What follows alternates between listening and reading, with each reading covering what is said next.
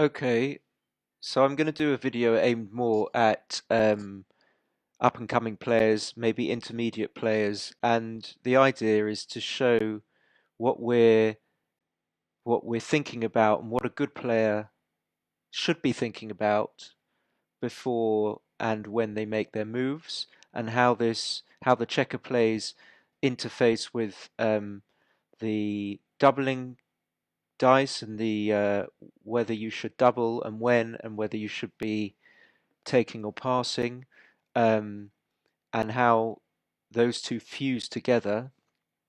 Um, and often, when we can start to get a sense of what we are trying to do in each position, what our primary objective is, then it makes the whole game a lot easier, and we tend to play a lot better because the real understanding is lies in knowing what we are ultimately trying to achieve.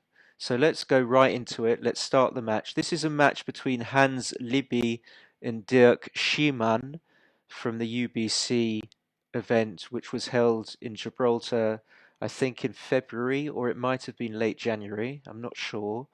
And this is just one of the preliminary rounds to determine who qualifies for the last four. I'm not sure who won this match, but I'm going to pause it a lot when the before the dice roll, or when the dice have just been um, rolled, to try and illustrate a few concepts. So let's click on play. Let's see. Okay, so they're about to start. No, not at all. So no problem. I think Dirk might be on the top. He suggested by the fact that he Still not working. takes control of the clock, and I think he would be more likely to do that than Hans. I think he took. Um, Hopefully Hans will roll. They're just trying to make sure that the clock has the right number of delay seconds on it. So I still. Okay, now let's see. Okay, so Dirk is on the top, Yeah, now it's now it's working. Okay, and so Hans. Okay, so a 5-1. A 5-1 is just normal, so he's just going to. He played down and split there. And now, with a 6-3, again, this is not so important, but opening moves happen all the time, so try to get these right. After an opponent has brought an extra man down to this point, which is called the 8 point, then you are less inclined, when you roll a 6-3, to use the 6. Let's go back to the original position. Bear with me. Bear with me. yeah, now it's working. Bear with me. Yeah, now it's working. Now it's working. Okay, So so I'm just going to pause it before the roll. So this is after the 5-1, 6-3. It's difficult for me to get there quick enough. So you're less inclined to leave your checker there because your opponent has an extra checker here that he wants to hit this vulnerable checker with, because on your opponent's previous go he rolled a 5-1, which brought that checker to there. So because you're less inclined to leave the checker there, then you're more inclined to move it all the way to here. And so you forego the opportunity to play your 3 to there, which can act as a builder for these points here. And you your objective instead is just to try not to be hit and allow your opponent to hit you from a point which he is happy to hit because it has two spares on it, i.e. two more checkers than um, are needed for it to be an anchor, a safe anchor. So he is inclined to hit you there, and so therefore you run. Let's move on. And I think Hans doesn't decides he doesn't want to safety the checker. So I think this is slightly wrong. Dirk rolls a 6-1. That's obvious. That will just make the bar. No need to look at that. And a 4-6 is also obvious. It will just come in and come out. And now a 3-1. So often the question is, do we make the 5-point or do we hit? And the only way of deciding is to visualize what the position will look like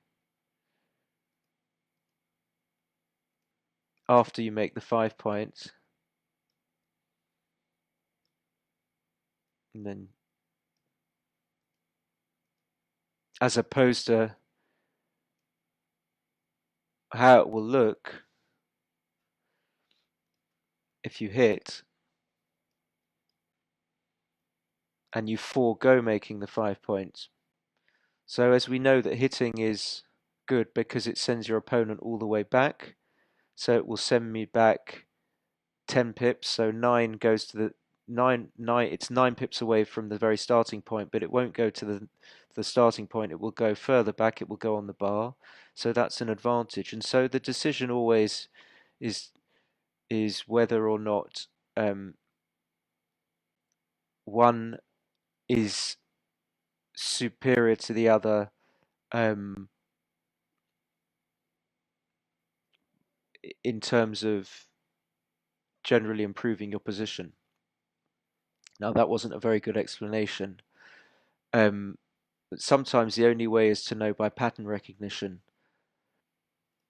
So I think Dirk will make his 5-point because in this case, the improvement in his position far outweighs the improvement he makes by hitting.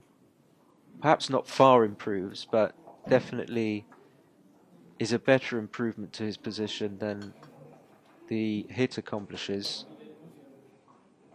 And he's thinking about it. He's looking at it. This looks better to me. Okay. And we have a 6-5. There's not much that Hans can do here. So generally in this position, Dirk has got the advantage because he's managed to create a block in front of Hans's sole straggler, the checker that's stuck behind on the 24-point. And of course, if Dirk can block that checker in, then it's almost no matter what Hans does, Dirk is going to have a supreme advantage. And correspondingly, Hans wants to really escape that checker. So his best roll would have been a 3-6, probably, almost certainly. And anything that doesn't escape that checker is not a particularly good roll for Hans. And this is not a particularly good roll because he can't play it safely. So he's just going to have to play as safely as possible, which is, well, it's actually, this is a question. I mean, he could play the 6 down to here and then play the 5 down, which I think most players would play. But that actually leaves quite a lot of shots because if you have a checker here and a checker there, then you see that it can be hit with 8s, 9s, and 7s from these two back checkers. And that's quite a lot of shots. And then the alternative is to make that point and then perhaps hit, but that looks a bit unnatural. It's not a play that I would ever make, but it could be right, or you could make that point and slot. Anyway, the point is to illustrate is that we're trying to play our game in a sort of a flow state, which is um, predicated upon us having a good feel and understanding of what we're trying to achieve. And to repeat what I said about 2 minutes ago, we as red are trying to escape this back checker. And then we have to decide what our second objective is if we can't, well, we need to play safe. And then having decided what our objectives are, we have to be able to evaluate how close we are to those objectives in order to be able to see whether or not we can double our opponent, and alternatively, we need to be able to see whether, if we are doubled by our opponent, whether we can accept the cube. So the thing to note is we need to sort of play a game of backgammon almost like we're immersed in a story, that we're not just dipping into one position without knowing what happened before. We need to have a sense of what happened before and therefore what might happen next. So I've clicked on next. Let's see what Hans does. And there will be a certain sort of sense of disappointment, maybe, if you're Hans and you're playing the red checkers, that no matter what you do, you don't really do anything good. So he does look at this play. I'd be surprised if he makes it. I think he's probably just gonna. Yeah, he played one down to there. Has he played the 5? Not yet, no. And then he played the 5 to there.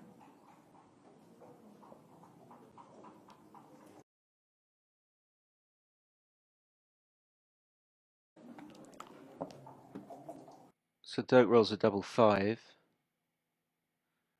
And these are often tricky, but of course one is going to come in, and it's often an instinctive thing amongst players to hit here on the ace point, and obviously that looks pretty good, but it's not so simple. Why is that such a good thing to do? Well, you put your opponent on the bar, and you um, allow yourself therefore to move your back checkers if your opponent doesn't come in, but also what you're aiming for here is a situation where you fill the points up naturally. So you will have, if you put your opponent on the bar here, you will have 2 here, and what you're looking to do is just to move these checkers here and fill these holes, not just by pointing on, by moving 2 checkers at the same time and filling the gap with 2 of them, but by hitting what's called hitting loose, by just hitting with one of them. And because your opponent's board is weak, you don't fear so much being hit back.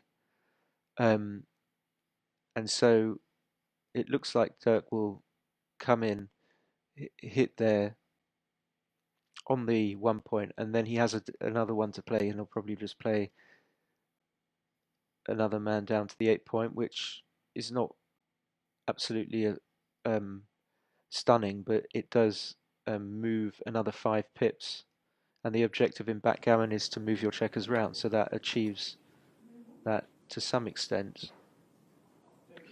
So he's played 1 in. He's just hit with 1. And what he's thinking is that he would like to make the 3 point, in fact. But of course, if he makes the 3 point, then he leaves this block vulnerable. He might adjudge that that's worth the risk, as there is an exposed block in our board, which makes us less likely to be able to defend our position. But I would be surprised if he didn't do this, because the cost of being hit is still too great, even though we've got a blotting board.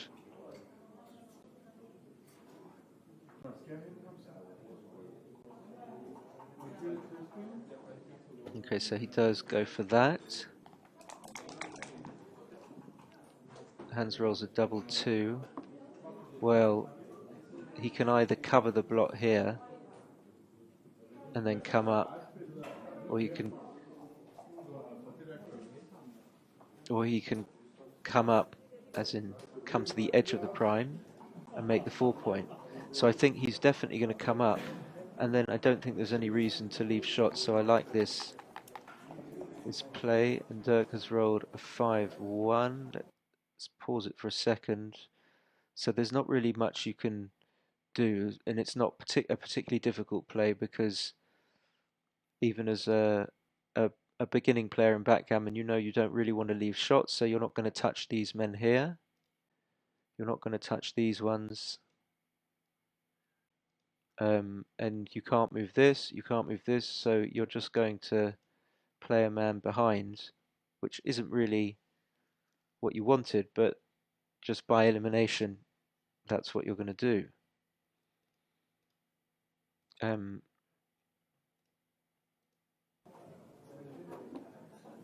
5-1, yeah, there's nothing really, there's no real viable alternative. So Hans has got a chance to improve his position.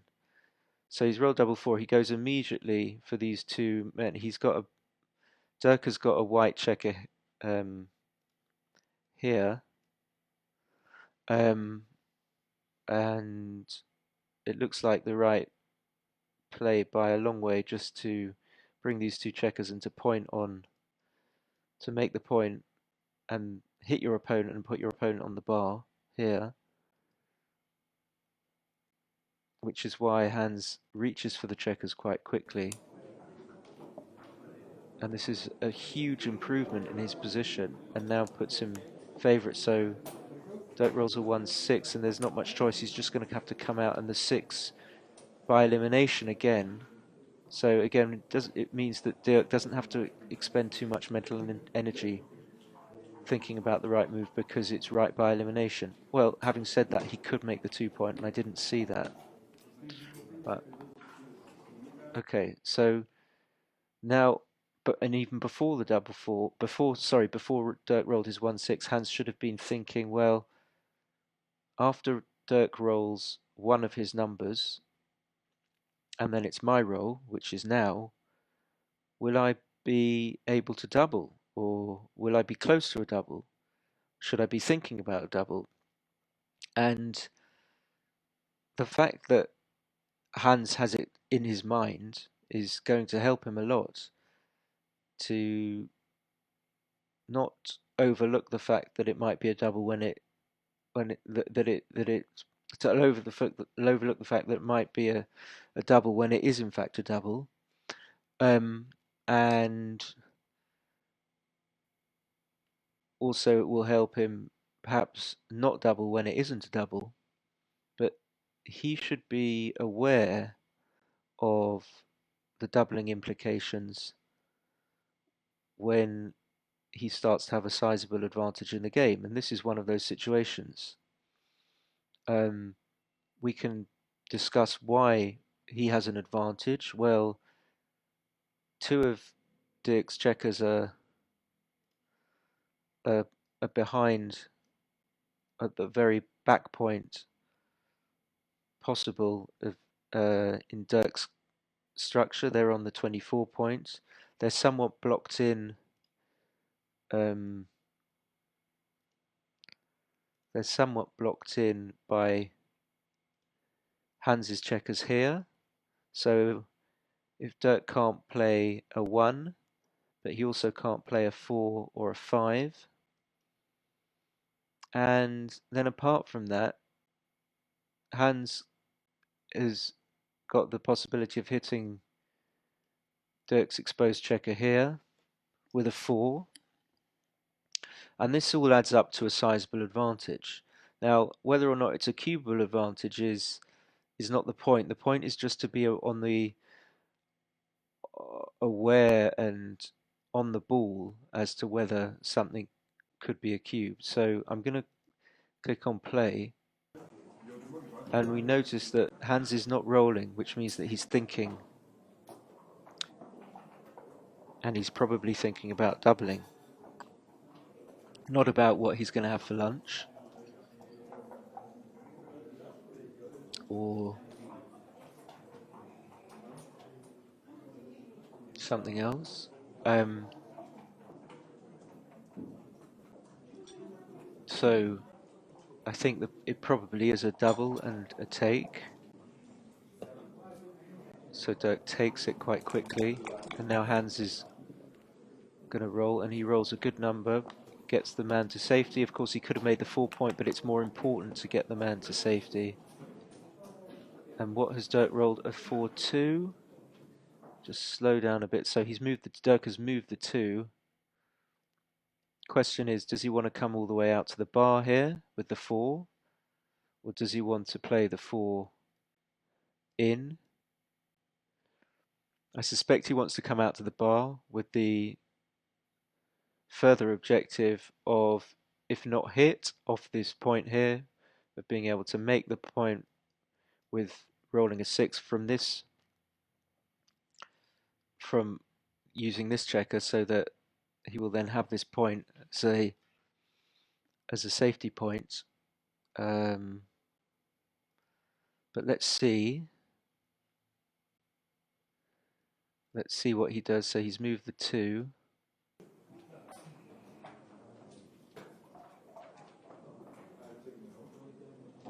This accomplishes the objective of diversifying your numbers, because then it gives you a 5 and a 4 to make the 3 point. So Hans rolls a 6-1, and I think he's just going to play safe. It's quite a simple move. He doesn't want to risk attacking from here. He could play a 6-1 all the way to there, but I don't think that would be called for. There's no other play. So Dirk really wants to roll a 2 to get this man safe. So he can't get any of these men safe. So he's just going to cover this blot here with the 5 and then play the 3 in. And all that Hans wants to do is avoid leaving shots here. And unfortunately he can't do that here. He's going to have to leave a direct shot.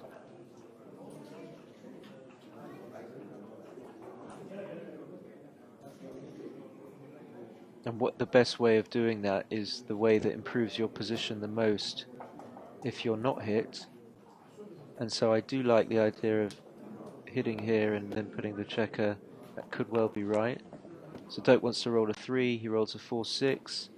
Now,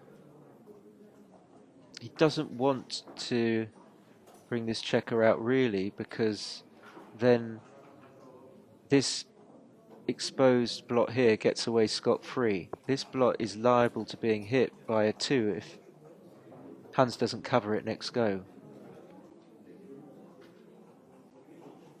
But having said that, if he doesn't do that, then he would have to play this 6, and that would leave him exposed to being hit by 1s by Hans the next go. So it's a trade-off.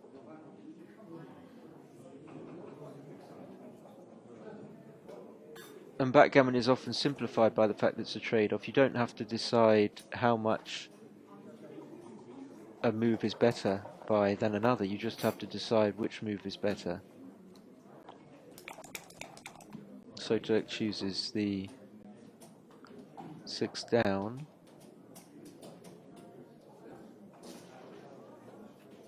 (5-1). Yes, he's going to hit and cover. I didn't see anything. He could have hit on the ace point, but that would have left a shot. Dirk fails to come in. So Hans is in a position where if he gets lucky, like he did here, yeah, that will make the 4 point, of course, from those two. Dirk desperately needs a 1. If Hans rolls a 5 or a 1, he will just hit. He will definitely hit with 1, whether or not he hits with all 3. 1 he's played.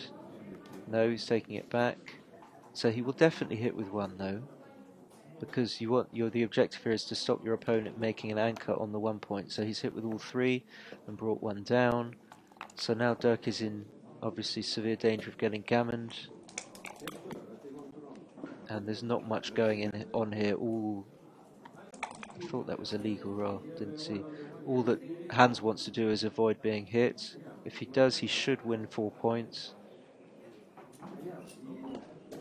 And it's questionable as to whether Dirk wants to stay on the bar or whether he wants to come in. Probably wants to come in. If he stays on the bar, he's not likely to get a shot.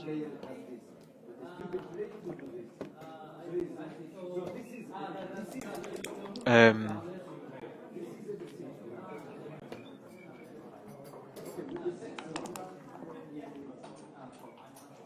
and every time Dirk fails to come in, his gammon chances of being gammon go up, obviously quite a lot.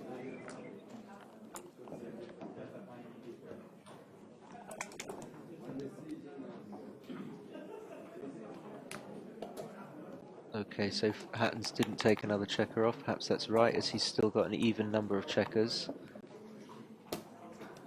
That's a really bad roll for Dirk. Anyway, I think I just might fast forward it here a little. There's nothing really much to illustrate here. So Hans did win a gammon. The cube should go back in the center.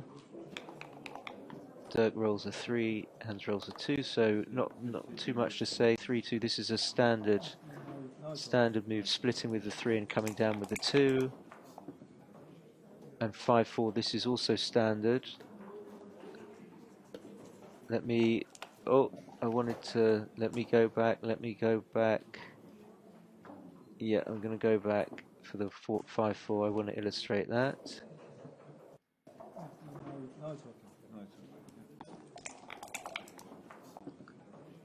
Okay, so Dirk having split with the 3-2, 5-4 is a standard play, and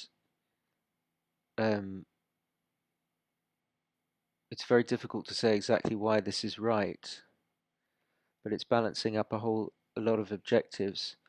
But one of the primary objectives is to stop your opponent. This is the play, hitting all the way from here. It's to stop your opponent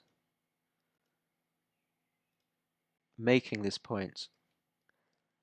So if you were to leave that checker alone and play something else, if you were to play something like 4-5 all the way here, then if your opponent were to roll a 3 or a 2-1 or a double 1, then he would just make that point. What you're doing here is you're fighting. It's called fighting for the point. Well, it's not necessarily called that, but that's one way of looking at it. And you're fighting for the point, and you're by trying to stop your opponent making it. And you're saying to yourself that you know that if your opponent makes that point, you'll be in a significantly worse position. So you're willing to incur the risk of being hit in order to stop him making that point. And so the only choice here, although other plays might be close, is to hit with one checker all the way from there. Or in other words, you hit from here and then you choose a good 5, and the only good 5 is down to here. So that's what Hans is doing. Whether he knows exactly why or it's just instinct, it doesn't really matter. He's a very strong player. He does it and puts Dirk on the bar. So Dirk rolls a 1-6, and so Hans achieved his objective. So now Hans knows that he's going to try and make this point with a 4 and a 2. Dirk played a 1-6, and I don't want to focus too much on this because it's not difficult to learn, but what Dirk the reason Dirk partly moved his 6 here is because it's a duplication of the 4, which means that it it um it makes Hans's 4s do 2 good things, and because we're unlikely to roll 2 of the same number, when we make our opponent's 1 number do 2 good things, we restrict his options. So we know that, or Dirk knows that Hans will want to use this four to make the point, but now by putting the but Dirk putting the checker here, we also make this a good four, and so if we were to have put the checker here as Dirk, we would have given our opponent more options because rolling a three and a four is twice as likely as rolling a four and a four. But by making the number duplicated, we limit our opponent's good dice rolls by half. Um, let's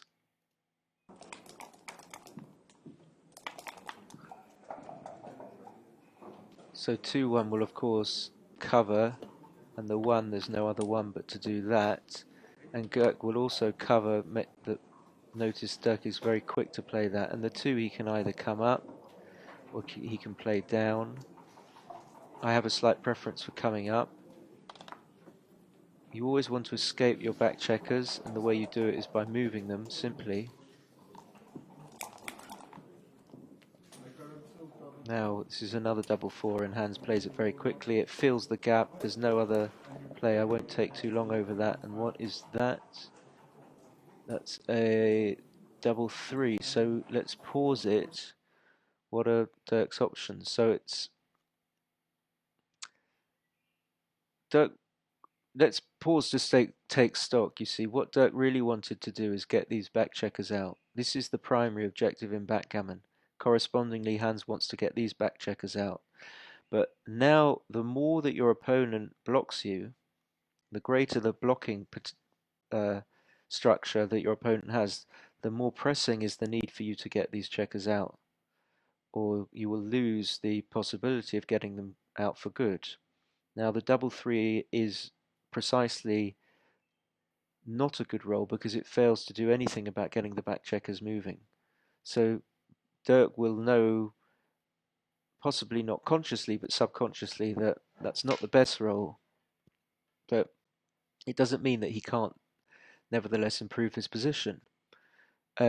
So having realized that it doesn't accomplish the best thing, what's the way of improving his position? Well, he's going to have to probably make the 3-point here with 2 of these checkers, and then maybe play 1 in, or maybe play 1 down and 1 in. But I don't think it matters all that much. The thing to notice is that um, Dirk would have seen that after Hans's great double four, he was in some trouble in the position. Um, so, oh, it's hanging a little. Is it hanging? No. So less of an analysis of the exact move that needs to be made, but more of the position, and that's often important in backgammon. Important to know what your good rolls are and what your bad rolls are. So Hans will know, or should know, that's a fantastic roll. He should feel that's a fantastic roll, and even before that roll, he was a favourite. So he made this point here, which improves his position even more than before. And Dirk also rolls a 3-2. So by my reckoning,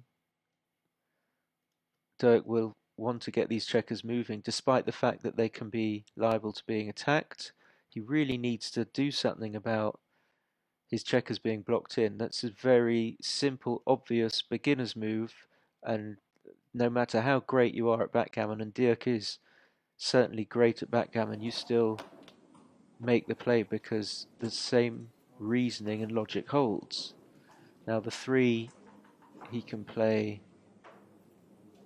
to there, or he can play to the 2-point. So Hans just rolled. He might have taken a moment to 2-1. He rolled a 2-1 and he just hit there. Dirk fails to hit back. Rolled a 2, came in, and the 4 is just going to be played down there. Now what's going on here? What is going on here?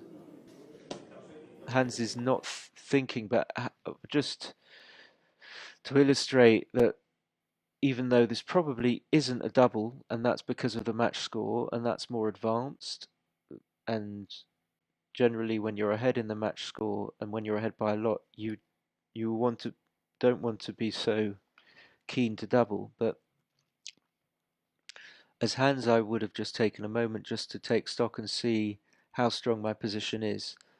Um, and what we notice is that any 5 or any 3 will make the 3 points, and then put a broken block of 1, 2, 3, 4, 5, broken block of 6. So it's a broken 6 prime in front of these checkers. Um, and that's going to improve the position enormously. Interestingly, hitting is not one of your primary objectives because you've already got 2 men blocked behind your block. You've got these 2 men blocked in, and were you to come off this anchor, you would possibly leave yourself vulnerable. You would leave a checker there and a checker there liable to being hit, and there's probably no point or no need to do that. So anyway, Hans is not thinking he's going to roll. We can hear the dice. So he rolled one of the numbers. He rolled a hitting number and a covering number. So of course he's going to do that. And Dirk didn't come in, and so this is either a double pass or a too good, or just to notice that the position is immensely strong. It could be a little bit too good. 4-2 he hits without thinking. I'm not going to look too much about that. And Dirk rolls a 2, and now will Hans consider his options? Doesn't, but he just rolls. I think that he's right, and he comes in, and making this point is obviously going to be right, but he's just looking at it. He came in with the 2. He's got 5 to play. Of course he's going to do that. Dirk rolled a 2-4. He's got a 4 to play, and there's not much to do. I know you can't see that, but he's only going to have to play behind with the 4.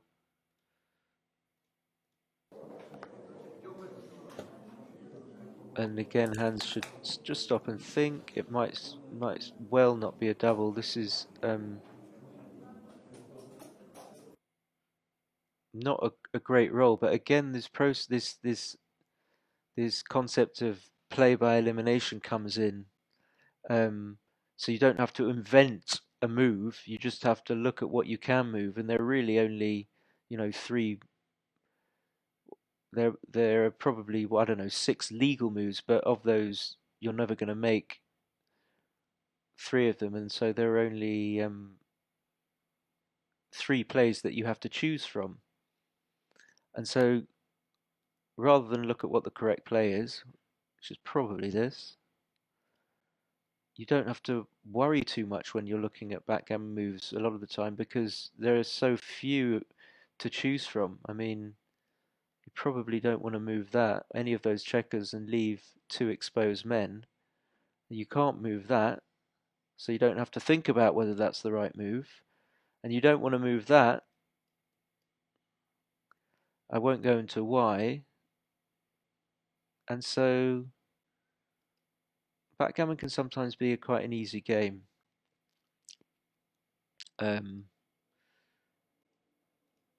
Because of the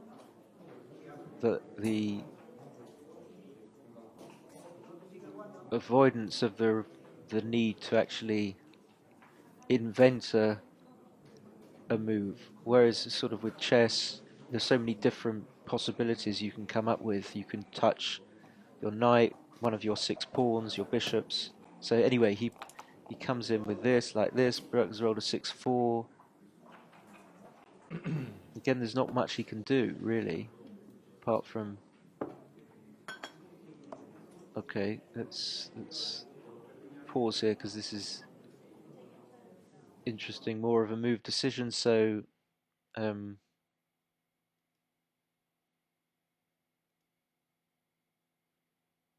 Dirk has a 6-4 to play from here, and just he's got to do something. The cube is still in the wrong place and should be there. Because he can take enormous amount of risk because he's behind in the score, then he wants to hit and cover with the in the hope of his opponent, in the hope of Hans not being able to come in the next go and then being able to escape his checkers, whilst Hans continually fails to come in and then being able to hit this checker with a 1. And also, when you're behind in the score, the point at which you can cube your opponent comes sooner, so you don't have to have as high winning chances as you would do at a normal score. So Dirk is going for that. There was also the idea of just coming out and making this point, which achieves the objective of escaping a back checker, which I keep stressing is the primary objective in backgammon. Get your back checkers out first.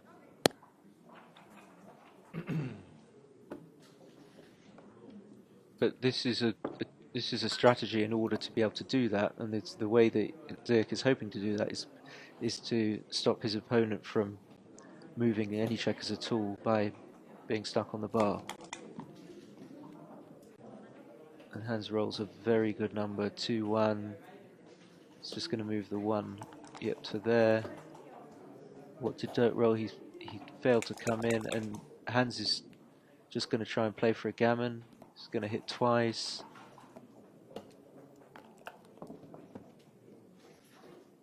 And Hans will continue to play for a gammon.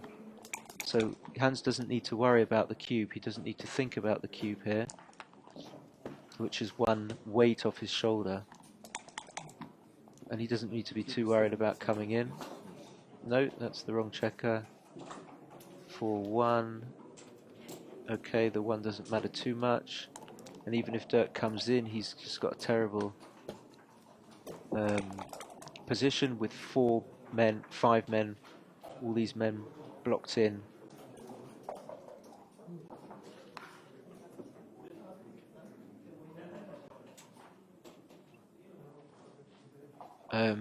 Again, so without concentrating too much on the technicalities of the moves, Hans should be knowing that he's far beyond the doubling point, that it's too good to double, and that whilst Dirk he doesn't have any concrete threats at all, he's still on the bar. Hans can continue to roll on, not necessarily needing to win 2 points, but just knowing that he's not going to lose this game at all. And there he tried to maximise his chances of making the bar point, which is probably the right play.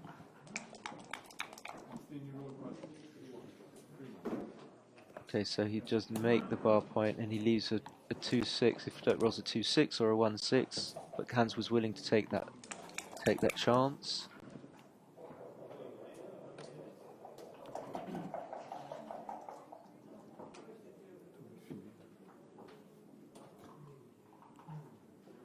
And we don't need to religiously watch all of this. We can just see that whilst Dirk has 5 checkers behind a full 6 prime, he can't really achieve anything, and we're just going to wait for Hans to now bear in. Now Dirk's position is busted, he's now crunched, he's no longer got his 6 point or his 5 point.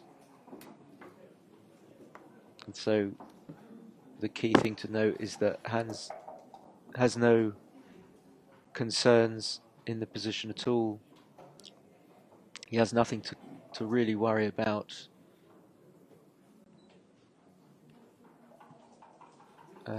Even the 3-1 is not so important. And those are the kind of things that we're looking at in a competitive backgammon match. Again,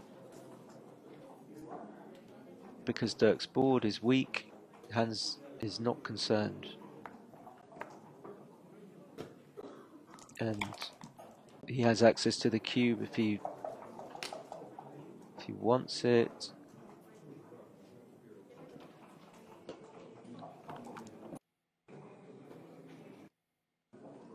And we'll see whether whether Dirk hit a shot, and he did manage to hit a shot. So now he's hit a shot. Hans has got so many checkers off that Dirk still is a big underdog, and because Dirk's not got his 6, 5 and 4 points, Hans can come in any time with a 5, 4 or 6, which he does, and it's very difficult for Dirk to just keep on hitting this man, but he does. He manages to hit all the way, but Hans can roll a 6, 5 or 4. So again, the theme is Hans doesn't really have any concerns. So he comes all the way in and around with a double 4. And Dirk needs to roll a 5 or an 8, 6, 2. Double 4 will work. So he does roll a 5. So every time Dirk hits and gets these checkers round, Dirk is improving his position and getting closer to a position where he can double. But we know that because Hans has got 9 checkers off, Dirk is going to be far away. And again, Hans can just come in freely. She does. He just comes in. Simple as that. Dirk's still hitting, so Dirk is improving his position every time. He's getting his checkers closer and closer and closer, even though Hans is coming in. So that's Hans is forced to play the 2 there, which is not necessarily good for him. And Dirk has rolled a 3-1. He can hit.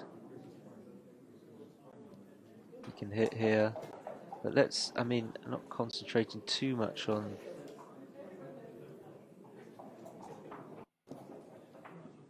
Hans. Yeah, eventually managed to bring all his checkers round.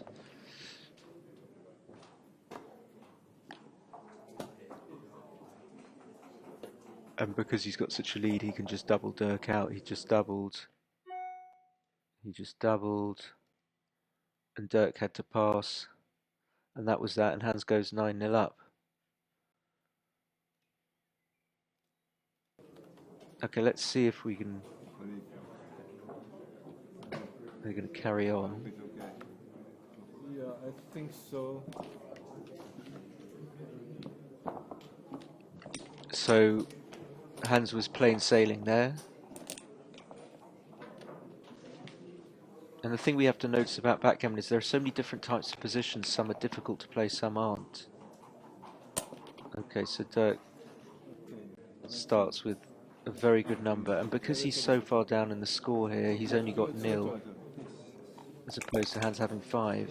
He's going to be able to cube quite quickly. That equalises the position, of course, and double 5 is just forced. There's no other play. I'm not going to stop. Now this is a very standard thing, because you're behind in the race, you don't want to split. You've got much more time than your opponent, and your opponent has more time than you, so you want to start priming, so you bring 2 down like this. And Dirk is just thinking about whether this is a double. I'd be surprised if he does. Okay, could be. It's a very easy take. Dirk's hoping to roll a 9 or a 10, or a double 6. So he rolls a 10. Now he's an enormous favourite, so he's happy he doubled. The 1-6 just came in and out. There was no alternative. 5-4 just brings these 2 checkers down to make this point. Nothing better. Again, Dirk would have liked to have escaped. So every time you have a man back, you're kind of not happy. And Hans has 2 men back, sort of 3 men back, and he doesn't manage to roll a 6 to make this point.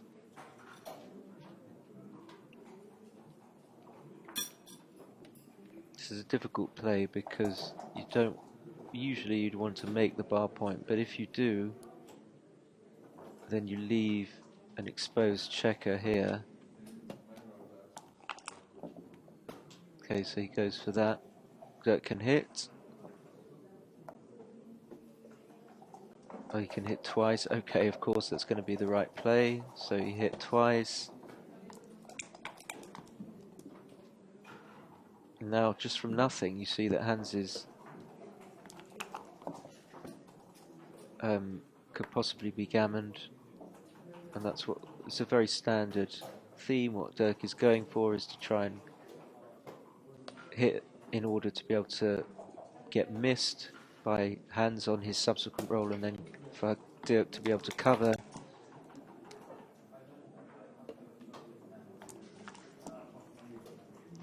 And we can even fast forward here. Let's sort of see how it transpires. Hans is still on the bar, and it's just going to be a simple sort of bear in. Dirk wants to bring these checkers in without being hit.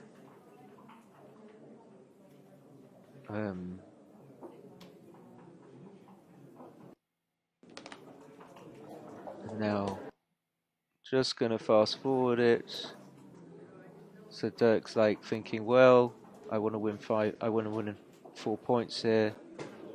I'm not sure how many he's got a double 4, but he might have played 2 of them already, and he's trying to bear off as safely as possible. Gonna fast forward, and so I'm going to concentrate on this position here, because now there is some concern for Dirk, because he's got this gap, this horrible gap here, and generally he'll be thinking, well, if I bear off my checkers without leaving a shot and being hit, then I should win a gammon. But there's a strong possibility that I'll leave a shot, so this is like a crucial moment in this game, not in the match, but in this game. Dirk will be trying to avoid numbers that leave a shot, like 6-2 or 6-1 is okay.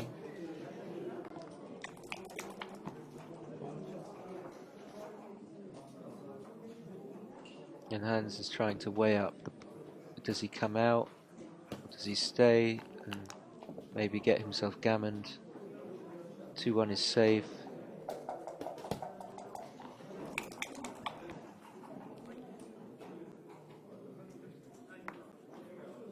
Let's use the benefit of fast forward. Oh, so Hans needs to... Wow! He avoids the gammon with a double 6, that's it. So Dirk only wins 2 points. That's very naughty. Very, very naughty. Okay. So still Dirk is quite a long way behind, and he wants to win another 2 or 4 points. He wants another game like that, and Hans doesn't want another game like that. 4-1. This is the aggressive move, not all that much to say, playing the 1 down to here from there. Hans then should probably improve his position on 2 counts, which is making the 5-point and the bar, although he does still want to remove the possibility of Dirk making this point. Dirk should probably have to hit here.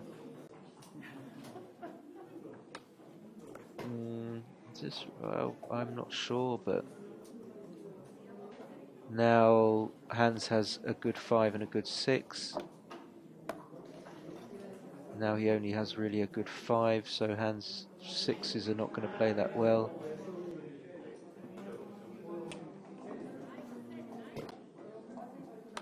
Okay, so now this is what I'm saying, 6 plays here, 5 plays here. So diversifying your opponent's numbers. So that's an obvious play, 2 down. And they're both blocking each other in. This will hit. So they're both blocking each other in.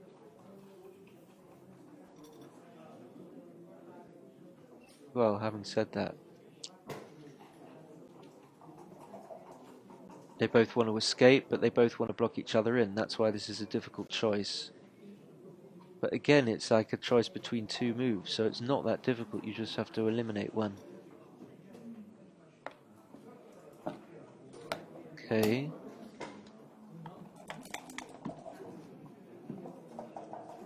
So that comes in and hits, but it doesn't hit this man, which is a bit of a blessing for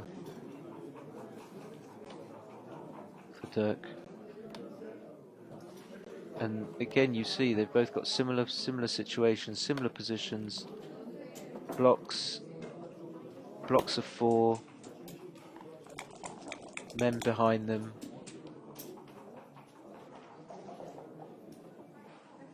And just hitting here seems okay.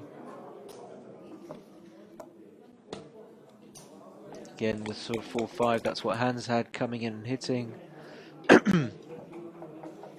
So the positions are swinging back and forth.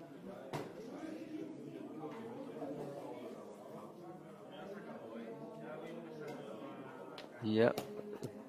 Obtaining the advanced anchor. So in a way, Hans has a superior position because he has this anchor here.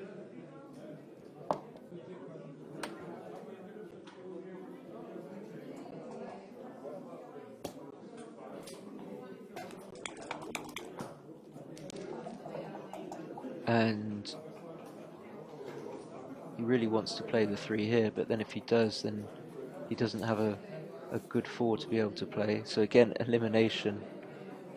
The fact that you can't play a good 4 means that maybe you have to look for another good 4, but then there isn't another good opportunity to play a 4. So sometimes the move just breaks down into a sort of chaos. There's nothing really that takes your fancy, and then you have to make a play that you don't really want to.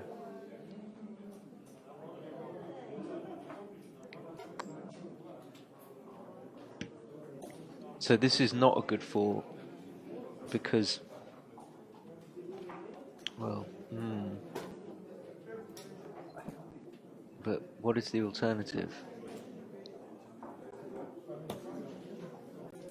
Luckily I'm not playing, I don't have to think about it, but that was a bad roll, and now it really sort of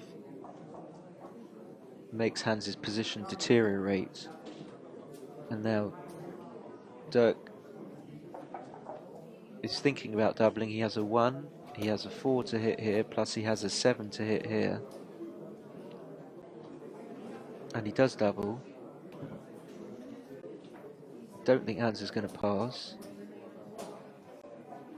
Also, Hans has 3 checkers behind this block. Dirk only has 1 checker behind the block. I can't see what that is, but it is a 4, so it will hit. Is it a 3? No, 4, 2, 5, 4, okay. Now Hans has 4 checkers behind. Well, not anymore. So again, similar thing. Just escaping your checkers from behind your opponent's block. That's just what you want to do. Very, very simple. And this will extend the block if it's a 4-3. It's a 5-3, okay, so you can't do that.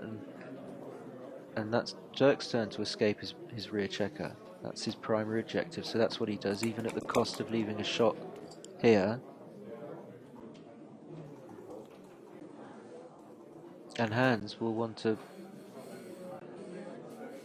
in order to try and escape this checker, you put the checker on the edge of the... Okay, he doesn't do that, but I think he possibly should. This checker wants to go here in order to be able to escape with 5s and 6s. Here, it can only escape with a 1-6 or a 2-5.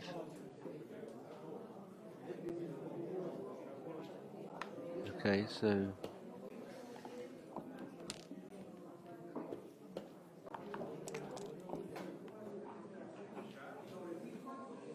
Now, I should have said that Hans does want to escape, but he is behind in the race. So even though he does want to escape the men, even if he did escape them, he would be likely to bear off his checkers after his opponent bears his off. So he doesn't really want to escape unless he rolls really high numbers. So he has to fall back on a secondary game plan, which is to wait for his opponent to leave him a shot. Double four is awkward because no fours could have been played from here because they were blocked by this point here. It's a 4-2 that improves the position.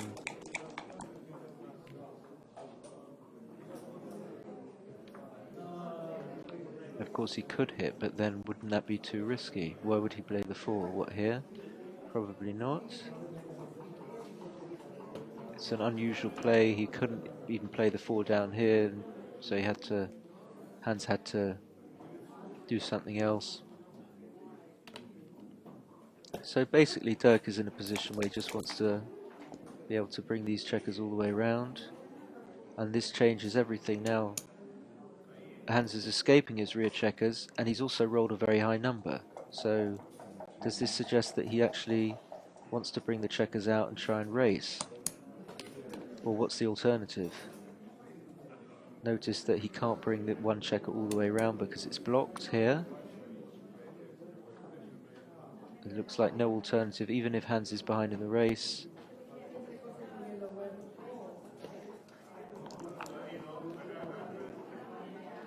So just making the 4 point here, and Hans wants to roll big numbers.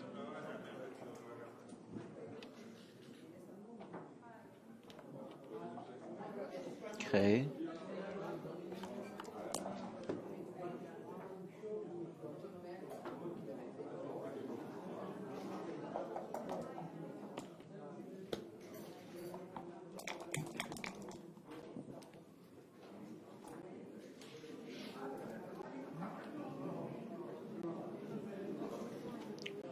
Just a small point, if Hans brings these checkers in, then he's going to be forced to leave one of these anchors with sixes and with fives.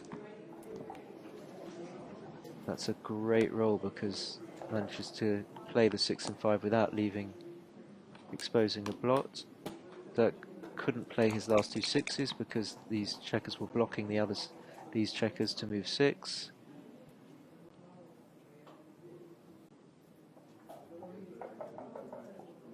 And now Hans will feel like he's in a very good position. He's got the 2 cube on his side, so if he wins this game, he wins the match. And then correspondingly, Dirk will know that even if he wins this game, he doesn't win the match at all and has to win another 3 points, unless he wins a gammon.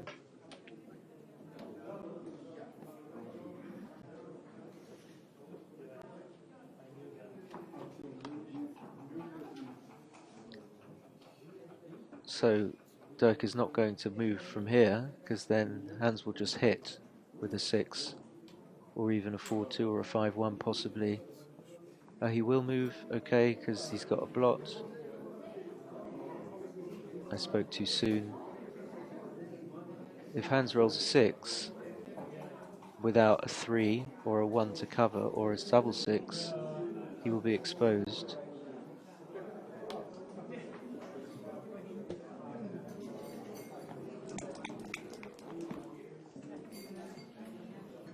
Okay, 4-1 is okay, he could bring it in, yeah. Now if Dirk rolls a 6, then he's going to expose, but he doesn't, and he's not going to expose a man now that Hans has all his points covered and he has a 5-point board. Double 4 is a great roll, and that looks like it's curtains. That's an English expression for it's over, it's finished. And the double 3, I think that's going to be it. We can fast forward. So a few things to just point you to how to get the feel of a backgammon match, how to spend time, what to spend time on, and how to know where you are, to look at good rolls and bad rolls, and know when you should be cubing, when you shouldn't, that kind of thing. And every match is different, so, but I hope this has been helpful. that's going to be it. That's finished, and Hans won the match. Okay, thanks for watching.